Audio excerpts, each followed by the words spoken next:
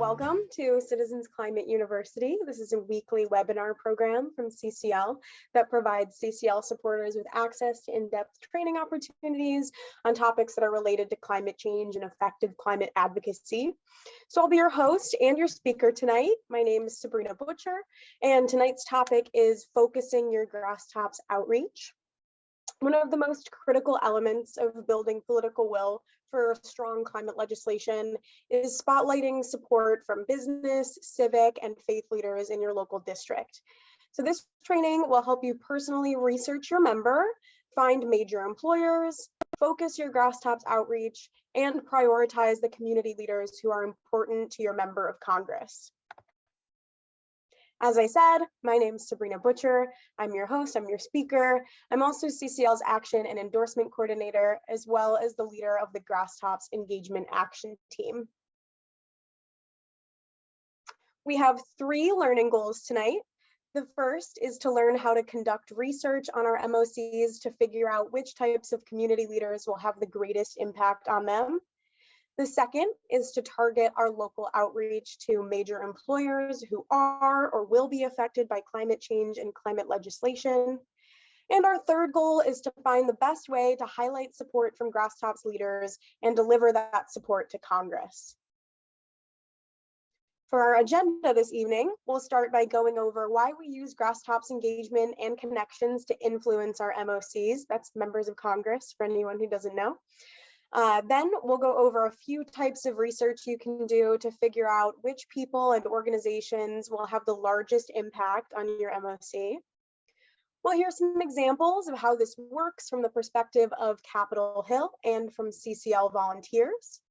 And finally, we'll talk about highlighting and delivering Grasstops support to Congress before I get into questions. So please hold on to your questions until the end, or you can pop them in the chat and I'll make sure to answer them during our time for Q&A. So I'm going to get into some quick background and highlight some resources from the Congressional Management Foundation. They conduct research with congressional offices.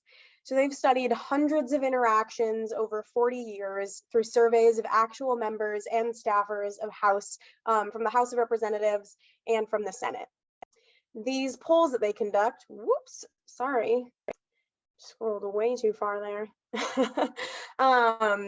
These polls that they conduct continue to highlight how our voices at CCL make a difference and how our voices as constituents make a difference, because 93 of them agree that interactions with constituents are important for democracy. And I'm sure 100% of you on the call tonight, 100% of everybody that will listen to this afterwards also agree that constituents are important for democracy. 91% of staffers surveyed agreed that it would be helpful to have information about the impact of a bill or issue, information about how it would impact the district or the state. However, only 9% report that they receive that information frequently. Similarly, 79% said a personal story from a constituent related to the bill or issue would be helpful, but only 18% said they receive that information frequently. Obviously, when CCLers meet with Congress, we're in that 9%, we're in that 18%, so we're doing an awesome job. But the next level beyond that would be to bring a community leader to your lobby meeting or their testimony or some other form of their support, because that can further help provide the context necessary to sway a member that's undecided about a piece of climate legislation, or at the very least, help to move that needle. Tonight's focus will be on building these essential Grasstops connections with community leaders who are influential to your member of Congress. To understand what CCL means when we use the term Grasstops, consider the contrasts in the following pairs in which Grasstops leaders are the latter of each pair. So grassroots outreach offers limited connections with the people living in your community who are interested in climate activism, where Grasstops outreach has the possibility of many connections with many community leaders who are influencing large groups of people, both in and outside of where you live. They also may know other community leaders who they can connect you with. Grassroots work has a small economic footprint of one person or one household. but Grasstops work has a larger economic footprint of a business, a place of worship, or an entire municipality. And finally, grassroots work has an individual focus, while Grasstops has a larger community-wide focus on major employers, large associations, faith organizations, businesses, and local or state level elected officials. These business owners, faith leaders, instructors, and local officials usually have extra influence in your community, and some of these Grasstops leaders are already trusted messengers to their members of Congress. This is a great CCU to be at right now, since this month we're asking volunteers to put our new endorsement form to use. After tonight, you can plan to meet community leaders you know who have not yet endorsed a CCL supported policy or bill. You can further your relationship with them, give them a brief CCL update, and then when the time is right, ask them to endorse carbon pricing or carbon cashback on our new endorsement form, which I will give you the link for later when we go over resources. Now we'll talk about researching your member. Instead of getting endorsements from random community leaders who may or may not impress your MOC, we're going to use a more methodical approach. Doing research ahead of time will save you time and make a bigger impact on your member of Congress. First, by finding ways to connect with your member on their interests, their past, and issues that are important to their district. Second, by highlighting community leaders and trusted voices that will be most persuasive to your member. And finally, by creating a more methodical approach to balance your priorities and use your time and resources wisely. Now I'll get into some tools that will help you balance knowing what to prioritize in terms of where you already have active leads with your group's connections and who may be most strategic to reach out to in order to influence your member. As you start your research on your member of Congress's priorities and top constituencies, look into 3 key areas: legislative interests, personal interests, and their relationships. When you start your research on your member of Congress, you'll start with these areas. For the legislative profile, find out about your member's stance on party issues, what leadership they have in the party, what committees they serve on, what causes or policies they champion, and what bills they've co-sponsored. For their relationship profile, learn the background behind your member's key staff, their family, their spouse, their relatives, major donors, who are their friends in Congress, and who are they connected to back home in their district. Finally, take a look at their personal profile. Look into your member's background. What are their religious beliefs? What schools or colleges did they attend? What was their profession before they joined Congress? And what clubs and interests do they still participate in? Any of these categories can help you find community leaders that will genuinely interest your MOC and may already be trusted messengers to their office. Here are some ideas of how to start conducting your research. Start by conducting a relationship inventory from your chapter. Who do volunteers in your chapter know that possibly have connections in Congress? Use the research process we're talking about right now to find new connection points in your community, like attending the same church, having kids in the same school, or even frequenting the same restaurant. You can also try using a quick survey for volunteers in your group as they get more involved in Grasstops outreach. Ask them if they've ever met your member of Congress or their staff, or even a different member of Congress. Do they have connections in the 2nd, 3rd, or 4th degree? Do their daughters go to the same school? Do they know someone that attends their local church? Does an old colleague of theirs share the same work background? Your chapter might have connections you don't even know about until you start asking these questions. If you have a chapter or volunteers in the MOC's hometown, you may uncover even more connections that way. So make a point of asking people in the right locations. And use a system for organizing what you collect. Whatever works for you, it's important to have a system to capture what you find. A lot of volunteers like to use a Google spreadsheet that can be shared with all volunteers working on Grasstops in your chapter, as well as chapter leadership. Others use other database programs. It's entirely up to you and your Grasstops engagement manager, if there is one in your chapter. A few years ago, most everyone worked independently and kept track of notes and Grasstops leads in the Grasstops engagement tracker. These days, having a shared system that's internal to the chapter works a lot smoother. So what should you write down in your tracking system? You should take and store notes on your fellow volunteers' quality relationships, how trusted they might be by the legislator, what kinds of skills they have, what other connections they have themselves, and how much will these connections do to help further our goals.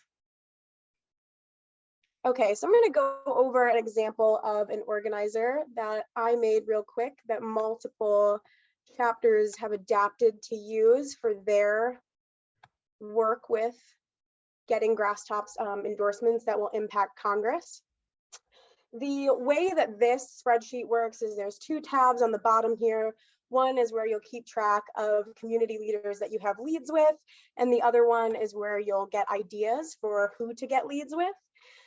So you'll always start using this spreadsheet with the second tab, which is a little silly, but the reason for that is because eventually you'll mostly only use this first tab. So we'll go over step 1 first, which is tab 2. There are some instructions at the top, and how it works is this blue section is all about legislative connections.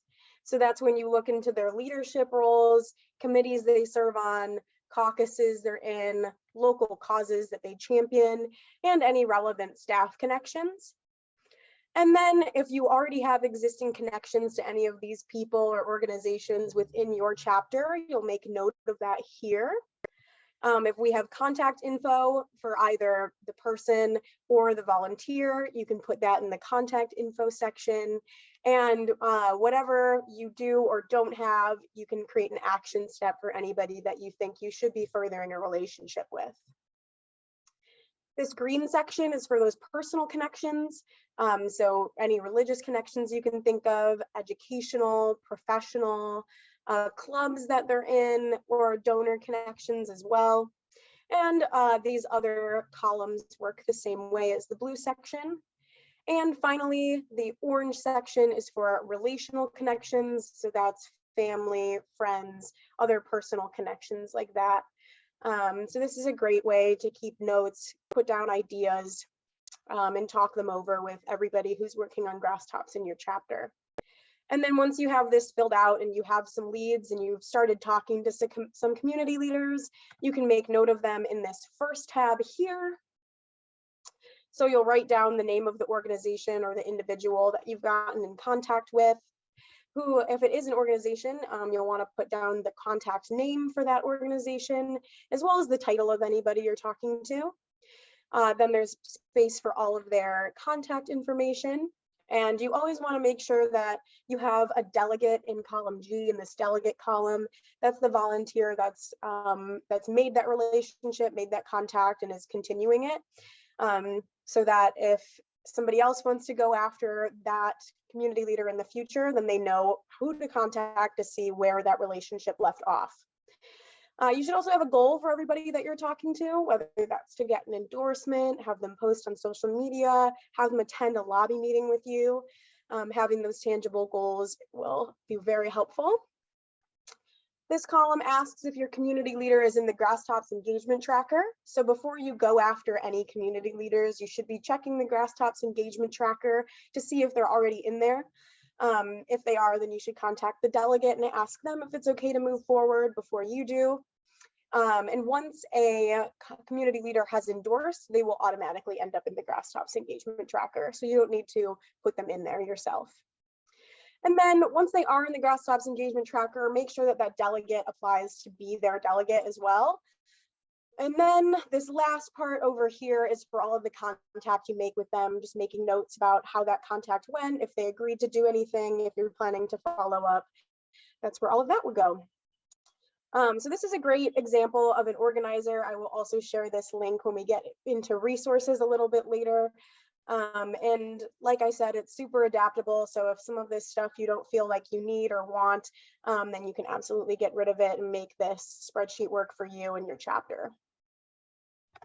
There are also some other CCL resources that I want to share with you, like the Member of Congress biographies. These are great. You can see every member of Congress on that link and see some information that CCL's already collected about their background. Here is the link to the Grasstops engagement tracker. So that's where you go before you start contacting a new community leader to make sure that we haven't contacted them in the past. Some other good links are govtrack.us. This is just a public website with information about Congress people. So is congress.gov, there's that one. You can also look at any of their campaign pages, Facebook, LinkedIn, Twitter, those are all good. Some of them have TikToks as well. Open Secrets is a website that has a lot of information about donors if you want to see if you have any contacts there or if you want to make any. And then every congressperson has their own website as well. And those are usually just lastname.house.gov or lastname.senate.gov. So I will go ahead and copy and paste that too, so you can remember that that's how to find those websites. And those are great because they will only put their priorities on there. They'll usually have an issues section with stuff that they're working on, and then you can see what they really do care about and what they're really working towards.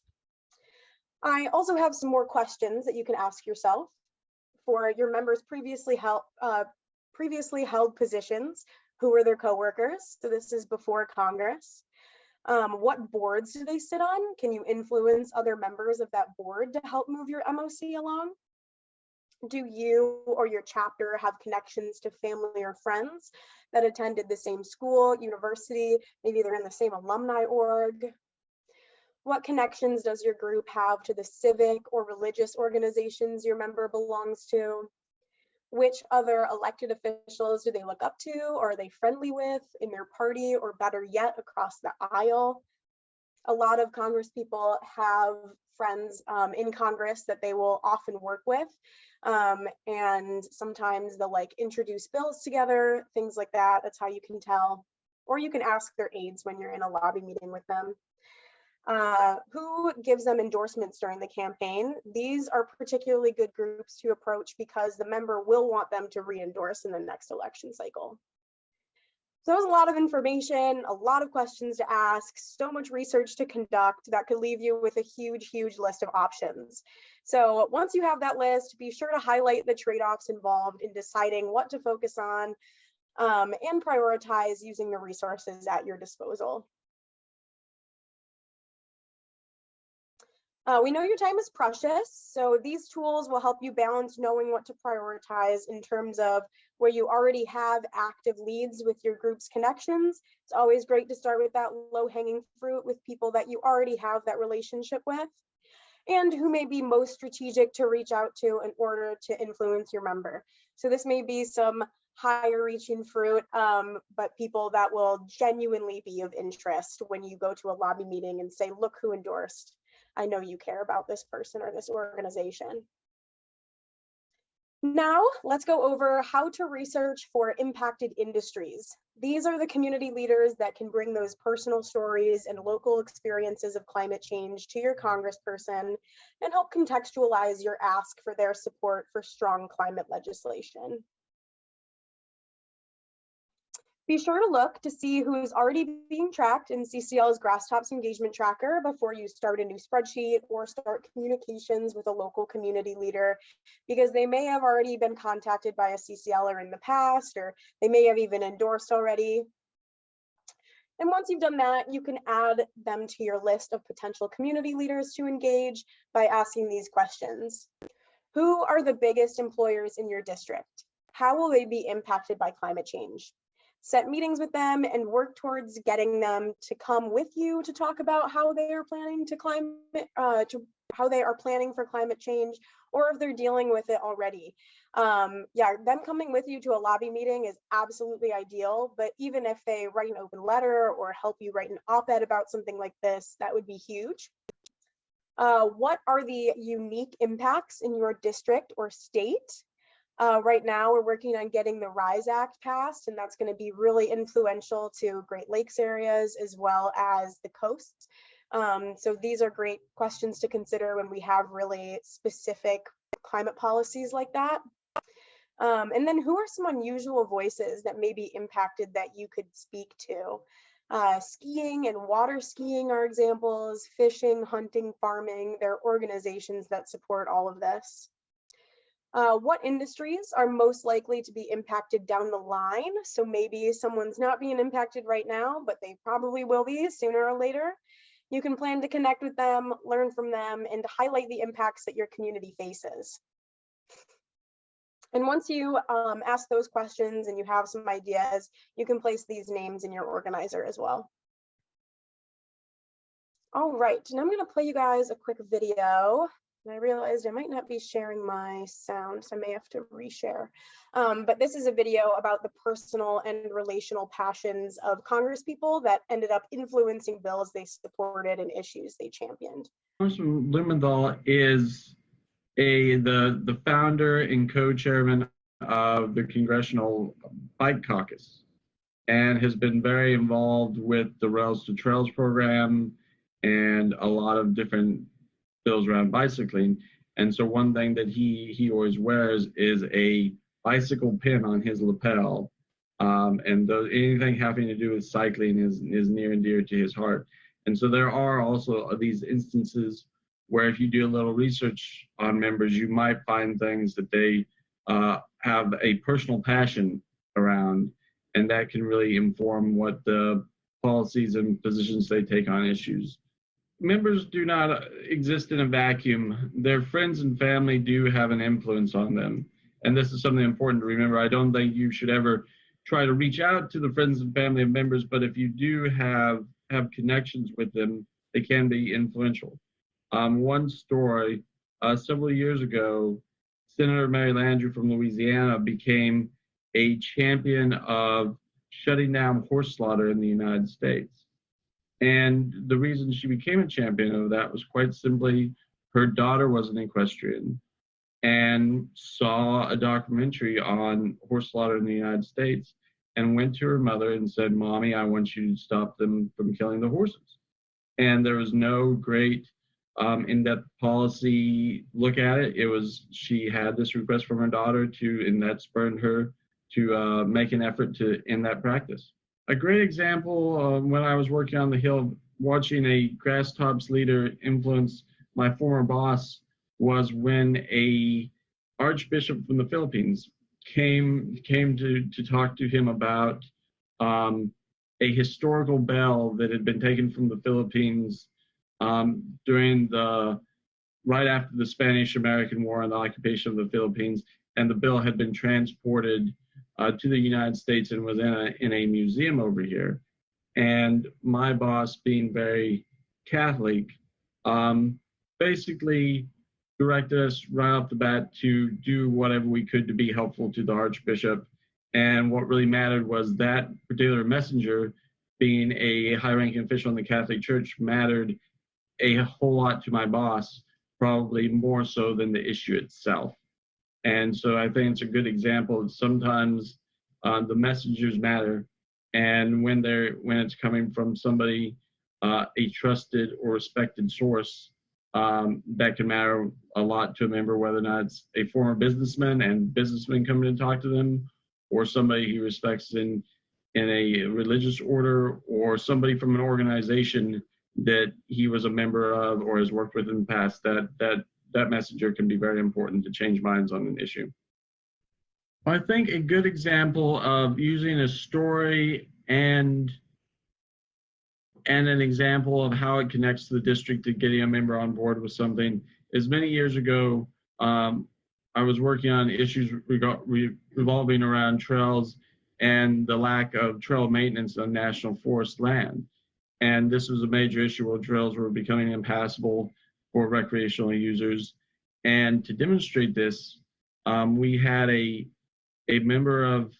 constituent of a Wyoming congresswoman took the legislative director of that office out on a trail ride to actually show him the condition the trails were in and how bad they were, what bad a shape they were in. And the trees were down. And from that, actual demonstration of how it was impacting the district and the state. That turned into a bill that eventually passed and became one of the major pieces of trail legislation of the last 15 years. Well, it's great if you can take your member out or some of their staff and show them the impacts of climate change in the district. You can also bring that to the office in the form of stories. Really paint a picture for the member or staff, what you're seeing and how this is impacting every day, and that can really be brought to life with a good story. So what I was saying is, here are a variety of options that you can consider what to do with that research, what to do with all of the community leaders that you now have a list of. And it really depends on what best fits your circumstances as well as your community leader's circumstances. So the first option is to seek their endorsement using our new endorsement form. I'm going to go ahead and pop that link in the chat because I don't think I've shared it yet. The short link for that is cclusa.org/endorse. Endorsements help us keep track of supporters so we can ask them to take more actions in the future, and we can also deliver endorsements to Congress. If they're willing to go further, you can ask them to personally put in a phone call to your member. While it's harder to determine if they've actually done this and followed through with the action, this is a great ask for someone who is supportive or generally supportive. They can voice their support for something like carbon pricing or electrification, or they can get more specific and name a bill that CCL is supporting. And if they're ready to raise the bar, you can ask them to join your team, your lobby team, and meet with your MOC directly. This is definitely the best way to leverage Grasstops leaders when you can. Having community leaders go with your team to meet with your MOC is the most powerful thing you can do. You should aim for a face-to-face meeting as always, but staff meetings are really impactful. I've been a liaison in the past, and getting those face-to-face meetings can be really difficult, but I've definitely had some great conversations with staff that I know helped move the needle. And for interactions with MOCs and lobby meetings, be sure to consult with your CCL liaison to your member of Congress. You don't want to ambush your liaison by bringing along a community leader that they weren't expecting. And you can help train your community leader to be ready to share their story. Members aren't won over by facts alone, so the importance of these stories in relationship building and persuasion truly cannot be overstated. I do want to make a quick note: beware of bringing a leader that may be a powerful influencer in your district, which is great, but who will end up bringing a partisan kind of aura to the exchange, which is not great. This type of interaction can backfire and should be avoided. For example, bringing only Democrat commissioners to a meeting with your Republican congresswoman. I don't think that would help sway her at all.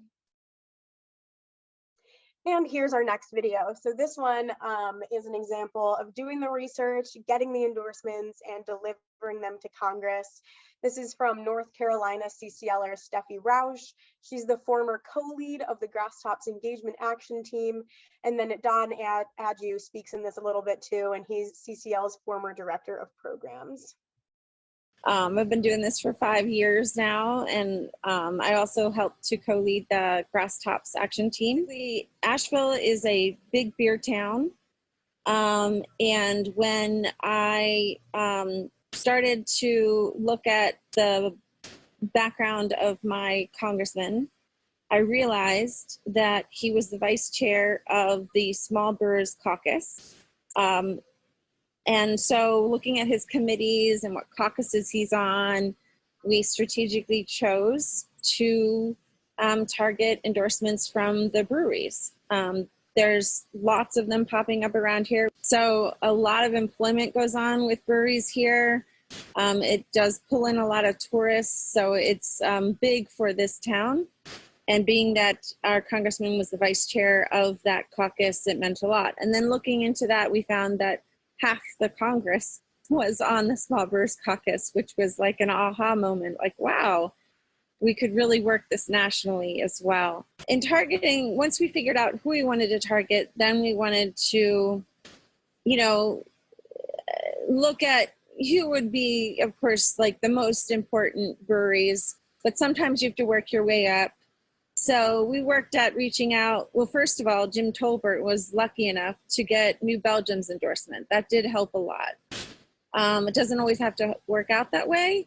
I think once you get just a couple endorsements, maybe 3 endorsements, then you're kind of on you're going to ride a wave. Once you just get those first couple ones, usually those are the hardest. And then you ride that wave, and hopefully more and more will start to come in, because then you'll kind of share with others, hey, we have this person signed on, this person signed on. They all know each other. They'll recommend others. They'll say, have you talked to this person? You should talk to that person. And then the next best thing was, after we got so many, around, I think we had 10 endorsements. One of the brewers who speaks a lot with the congressman, because apparently the brewers do that a lot, to talk about taxes and all kinds of things that they're trying to seek tax credits on, etc.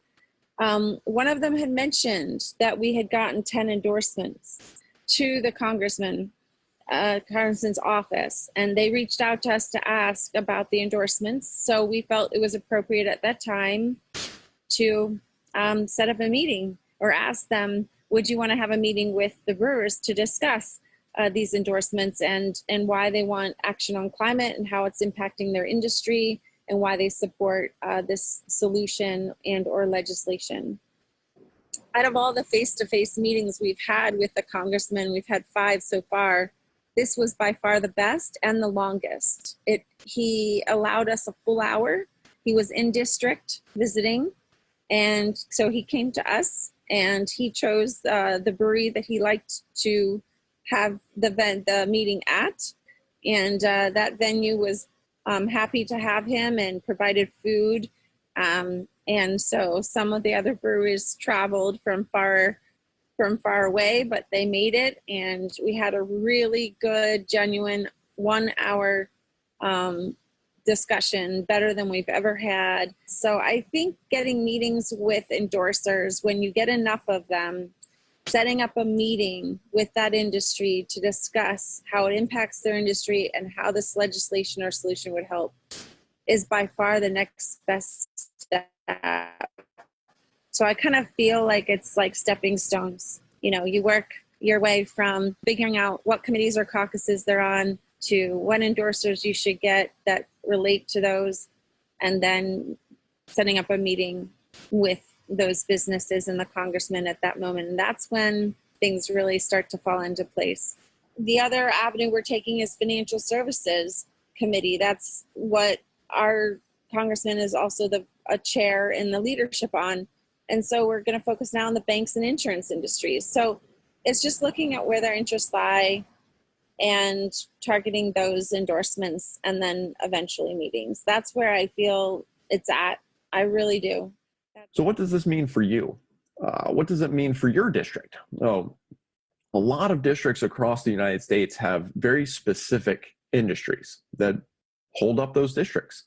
Let's think about out in California, like the San Joaquin Valley and all the nut groves out there, specifically the almond trees. Those growers are a great opportunity to engage. That's an industry that we can look to.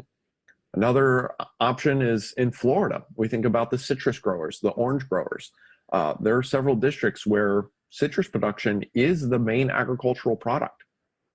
And so when you have that type of single industry that really sustains a single district, you've got a lot of power there. You've got a lot of opportunity in engaging those folks, engaging those business owners, and bringing them to the table so they can share their stories with their member of Congress.